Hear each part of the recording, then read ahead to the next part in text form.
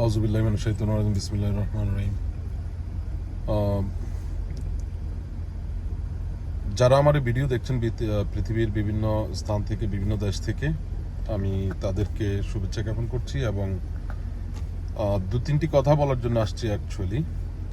তার ভিতরে প্রথম যেটা, সেটা হলো যে এখন নতুন করে যে জিনিসটা দেখা যাচ্ছে, এটা অনেকে অনুমান করছেন, আবার মনে হয় এরকম একটা ডিক্লারেশন আসতেছে যে সমন্বয়কের যে 6 জন আছে তাদের মধ্য থেকে সার্জেল কেন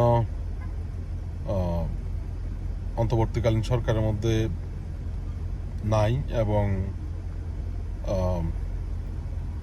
ওদের মূল পরিকল্পনা এবং ভবিষ্যৎ প্রস্তুতি এই সেই এগুলো নিয়ে অনেকেই অনেক ধরনের কথাবার্তা বলছেন। তো আমি আসলে একটু ডিফারেন্টভাবে কথাটা বলতে চাই। সেটা হলো, ফার্স্ট অফ অল, ছাত্র আন্দোলন, সারা বাংলাদেশে যে ছাত্র আন্দোলন হয়েছে, সেই ছাত্র আন্দোলন আর একটা রাজনৈতিক দল স্থাপন করা, এটা কিন্তু এক জিনিস না। আপনারা যদি আমাদের দেশের যে রাজনীতির যে অবস্থা, এদিকে যদি একটু ভালোভাবে যদি পর্যবেক্ষণ করে থাকেন, তাহলে বুঝবেন যে আমরা রাজনৈতিক দল চাই না। বাংলাদেশের মানুষরা রাজনৈতিক দল চাচ্ছে না, নতুন কিছু চাচ্ছি আমরা। এখন অনেকেই আমরা বলছি যে নতুন চাচ্ছি, নতুন কি চাচ্ছি আমরা? আমরা নতুন করে আরেকজন আসবে, সে এসে কান্দের উপরে আবার জুড়ে বসবে? না, আমরা এমন কিছু চাচ্ছি না। আমরা চাচ্ছি হলো সংবিধানের পরিবর্তন হবে, আমাদের যে প্রশাসনিক যে ব্যবস্থা, পুলিশ, সেনাবাহিনী, বিজিবি, তারপর বিমান বাহিনী, নৌবাহিনী, এদেরকে সম্পূর্ণ স্বাধীন করতে হবে, একেবারে টোটালি। পুলিশ হবে জনগণের বন্ধু। পুলিশকে দেখলে একটা মানুষ দৌড়াইয়া যাবে। আমি কোথাও যদি মনে করি যে যে আমি কোনো একটা প্রবলেমে পড়ছি, ভাই বিশ্বাস করেন, আমি আমার ব্যক্তিগতভাবে বলতেছি যে আমি ঢাকাতে বা চিটংয়ে বা বাংলাদেশের যে কোনো জায়গায় আমি যদি কোনো একটা প্রবলেমে পড়ি, ভাই আমি চেষ্টা করছি হলো নিজেরটা নিজেই সামলাই। পুলিশের কাছে যাব না। আমি কেন যাব না? কারণ আমি মনে করি যে আমি আসি এখন বিড়ালের থাবায়, আমি বাঘের থাবায় আমি পড়তে চাই না। আমাদের দেশের প্রত্যেকটা মানুষ পুলিশ বাহিনীর উপরে অতিষ্ঠ। আজকে যে পুলিশ যেভাবে নির্যাতিত হয়েছে, আমি দুঃখিত ব্যাপারটার জন্য। পুলিশে কি সবাই কি খারাপ? না, সবাই খারাপ না। হয়তো আমার মনে হয়, আমার এক ফ্রেন্ড আছে, আমি নাম বলবো না, তো একদিন এটা ওর সাথে আলোচনার এক পর্যায়ে আমরা এটা যে মানে আমরা যেটা ওরা যেটা স্বীকার করে, হ্যাঁ, পুলিশের ভিতরে ম্যাক্সিমাম লোকই ভালো, হয়তো গুটি কয়েকজন। তো এখন ওর কথাটা, ও হয়তো পুলিশে চাকরি করে, সেজন্য ও পুলিশকে সাপোর্ট করে কথা বলছে। বাট আমি বলতে পারি যে হ্যাঁ, পুলিশের মধ্যে ম্যাক্সিমাম ভালো। ম্যাক্সিমামের এখন অংশ লাইক পার্সেন্টেজটা কত? ধরেন 80% লোক ভালো, 20% খারাপ, বা 70% ভালো, 30% খারাপ। এই 30% যারা খারাপ, তারাই কিন্তু আসলে লিডিং পর্যায়ের লোকগুলা। এবং যারা সাধারণ, আজকে যারা দেখেন, আপনারা দেখেন, যারা এই যে আন্দোলনে যারা আপনার যে হতাহত নিহত যারা হয়েছে, ইনজুর্ড যারা হয়েছে, তারা কিন্তু এখানে কিন্তু কোনো সিনিয়র অফিসার নাই। এগুলো সব কনস্টেবল, সাধারণ যারা চাকরি করে। আজকে সাধারণ যারা চাকরি করে, চাকরিজীবীরা যে কোনো ডিপার্টমেন্টে বাংলাদেশের যেখানেই যাবেন, তারা কিন্তু নির্যাতিত। তারা বলতে পারে না কাউকে। তার উপরে আরেকটা অমানসিক যন্ত্রণা যেটা, সেটা হলো একটা পুলিশের চাকরি আনলিমিটেড। কিসের ছেলে মেয়ে বউ, তাদের জীবনে কিচ্ছু নাই। তো এই ব্যাপারটাকে আমরা প্রাধান্য যদি দেই, আমি বলতে চাচ্ছি, হ্যাঁ, আমাদেরকে বিশেষ করে কয়েকটা জায়গায় আমাদেরকে হাত দিতে হবে। ফার্স্ট অফ অল যেটা, সেটা হলো অবাধ এবং সুষ্ঠু যেন নির্বাচন হয়, সবাই যেন ভোট কেন্দ্রে যাইতে পারে, সেটার ব্যবস্থা করতে হবে। আর এই জন্য কিছু শর্ত দিতে পারে যে প্রত্যেকটা নির্বাচনী এলাকায় এইগুলা, যে কোথাও যদি কোনো মনিটরিং করার পরে আপনারা এই ধরনের রিপোর্ট বাইর করবেন যে হ্যাঁ, যদি কোথাও যদি কোনো অসন্তুষ্ট বা অসন্তোষজনক কোনো আম, ঘটনা ঘটে কোনো নির্বাচনী এলাকায়, সে এলাকার সমস্ত নির্বাচন বাতিল হবে এবং এটার জন্য প্রত্যেকটা প্রার্থীকে জবাবদিহি করতে হবে, তাদেরকে আইনের আওতায় আনতে হবে। তো আপনারা এভাবে করে প্রত্যেকটা জায়গায় প্রত্যেকটা সেক্টরে যদি এই জিনিসের পরিবর্তন চাই, আমরা আইন বিভাগের যতগুলো শাখা প্রশাখা আছে প্রত্যেকটা জায়গায় আমরা টোটালি আমরা পরিবর্তন চাই। দ্বিতীয়ত যেটা, সেটা হলো আমাদের বাংলাদেশের জন্য সবচেয়ে বড় প্রবলেম, আরেকটা বড় ধরনের প্রবলেম, সেটা হলো চিকিৎসা। আমি জানি না আপনারা কে বাংলাদেশের কোথায় কিভাবে আপনারা এই অপচিকিৎসার শিকার হয়েছেন আমি জানি না, বাট আমি ব্যক্তিগতভাবে বলি, হ্যাঁ আমি শিকার হয়েছি, আমার পরিবারের অনেকে শিকার হয়েছে যতটুকু জানি। তো এই যে একটা অপচিকিৎসার যে একটা ব্যবসা আমাদের দেশে চলতেছে, সেটা বন্ধ করতে হবে। আমরা চাই না আমাদের দেশ এগুলো আর করুক। তাহলে আমাদের এই দুইটা সেক্টর হলো সর্বপ্রথম, এখানে কিন্তু খাত দিতে হবে। আর দুর্নিয়ম অনিয়ম লাইক যেই কারাপশনের যে জায়গাগুলো আছে এগুলা বন্ধ হবে। আপনারা যেখানেই দুর্নীতি, যেখানেই অনিয়ম হবে, আমি বলবো মনিটরিং এর জন্য একটা বোর্ড তৈরি করতে হবে। তার উপরে দুর্নীতি দমন কমিশন, যেটা দুর্নীতি দমন কমিশনকেও কিন্তু ঢালাও করে সাজাইতে হবে। আর যারা রাজনীতি করবে, রাজনৈতিক কোনো বক্তব্য সরকারি, বিশেষ করে কিছু সেক্টর সিলেক্ট করে দিতে হবে যে এই সেক্টরের এই আমলারা সরকারি কোনো কিছুতে পক্ষও যাইতে পারবে না, বিপক্ষও না, তারা তাদের মতো কাজ করবে। তো এই দুইটা সেক্টর আমাদের দেশের জন্য সর্বপ্রথম। তার পরবর্তীতে যেটা, সেটা হলো বিদেশি যারা বিদেশে অবস্থানরত আছে তাদেরকে পুনর্বাসন বা তাদেরকে কিভাবে উন্নয়ন করা যায়, তাদের কিভাবে উন্নতি করা যায়, এটা নিয়ে ভাবতে হবে। চতুর্থত যেটা, সেটা হলো যে আমাদের শিক্ষা ব্যবস্থা মোটামুটি ভাঙ্গা বলা চলে। শিক্ষা ব্যবস্থাকে আরো কিভাবে শক্ত করা যায় এবং প্রত্যেকটা মেধাবী ছেলে, যারা যেই এলাকায় যেভাবে করে আমরা মেধাবী ছেলেদেরকে পাচ্ছি, আমি হতবাক হয়ে গেলাম যে নোয়াখালীর একটা ছেলে 8-9 বছর বয়স, সে ড্রোন আবিষ্কার করে ফেলছে। অবাক! এদেরকে রাষ্ট্রীয়ভাবে কোনো কিছু করা হয় না। তো সেই জন্য শিক্ষাটাকে আমাদেরকে ঢালাও করে সাজাইতে হবে এবং শিক্ষা ব্যবস্থার উন্নয়ন ঘটাইতে হবে। আর এই তিনটা সেক্টর যদি আমাদের দেশে, যদি 3-4টা সেক্টর যদি আমাদের দেশে যদি উন্নয়ন করা যায়, আমার মনে হয় আমরা আর বেশি দিন লাগবে না পৃথিবীর উন্নত রাষ্ট্রের কাছাকাছি যাইতে।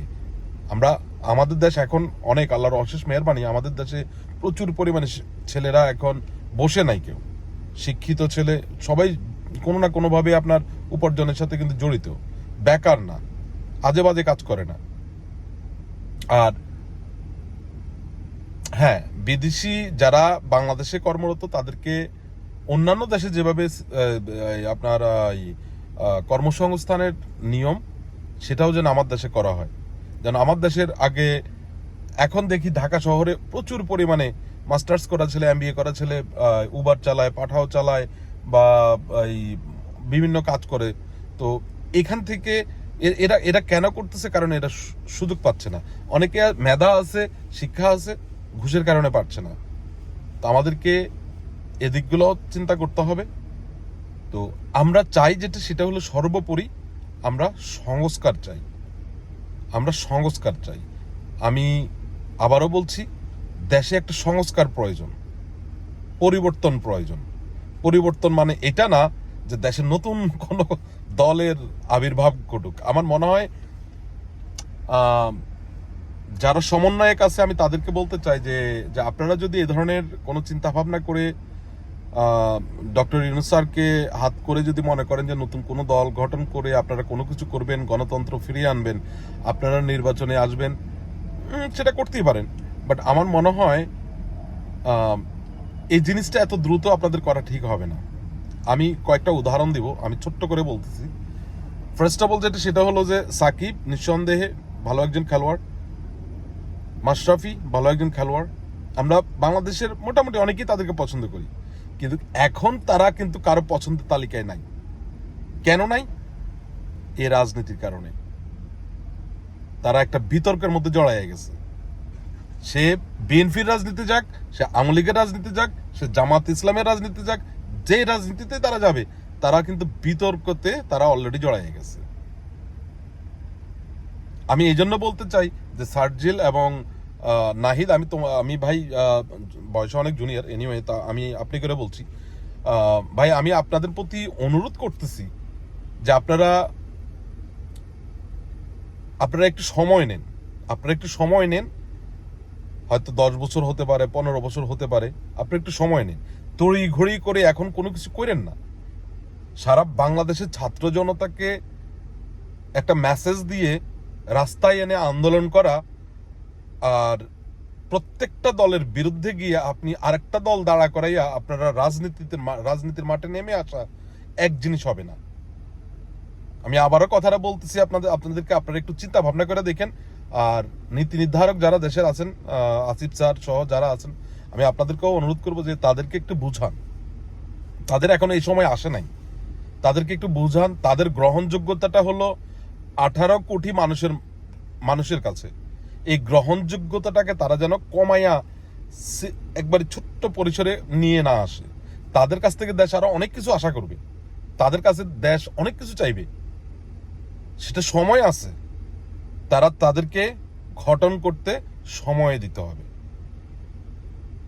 তো আমার কথা হয়তো অনেকের ভালো লাগতে পারে, অনেকের ভালো নাও লাগতে পারে। আপনারা দেখেন এই আন্দোলনে আপনার ঢাকা বিশ্ববিদ্যালয় যান, চট্টগ্রাম বিশ্ববিদ্যালয় যান, বাংলাদেশের যে কোনো বিশ্ববিদ্যালয়ে যান, আপনি মনে করেন না যে everyone like over the like politics. No, this is totally wrong. ছাত্র এখানে যারা আজকে আন্দোলনে জড়িত বা আন্দোলনের সাথে যারা আজকে একাত্মতা ঘোষণা করে রাস্তায় আসছে, গুলি খাইছে, মরছে, এদের কিন্তু পৃথক কয়েকটা পৃথক পরিচয়ও আছে। কারো বাবার সন্তান, কোন দলের কর্মী, এভাবে করে পৃথক পৃথক কিছু পরিচয় আছে। তো এই যে এদেরকে আজকে সমন্বয়কদেরকে কিন্তু এখানে জামাত বলেন, বিএনপি বলেন, আওয়ামী লীগ বলেন, হ্যাঁ আওয়ামী লীগের হয়তো সবাই কি খারাপ নাকি? সবাই খারাপ না, ভালো তো লোক আছে, অনেকে আছে সংস্কার চাচ্ছে, তারাও তো আসছে এখানে। তো আজকে কিন্তু দল মত নির্বিশেষে সকলেই কিন্তু কে আন্দোলনের অংশীদার। তাই আপনারা যদি এটাকে মনে করেন যে না, এটা শুধুই বৈষম্য বিরোধী ছাত্র আন্দোলনের নেতৃত্বাধীন নেতৃবৃন্দের ফলাফল এটা, তাহলে এটা বাংলাদেশের জনগণের সাথে আপনারা যেটা করবেন সেটা হলো যে একটা ইমোশনাল মোমেন্টে একটা ইমোশনস তৈরি করে আপনারা একটা গেম করবেন।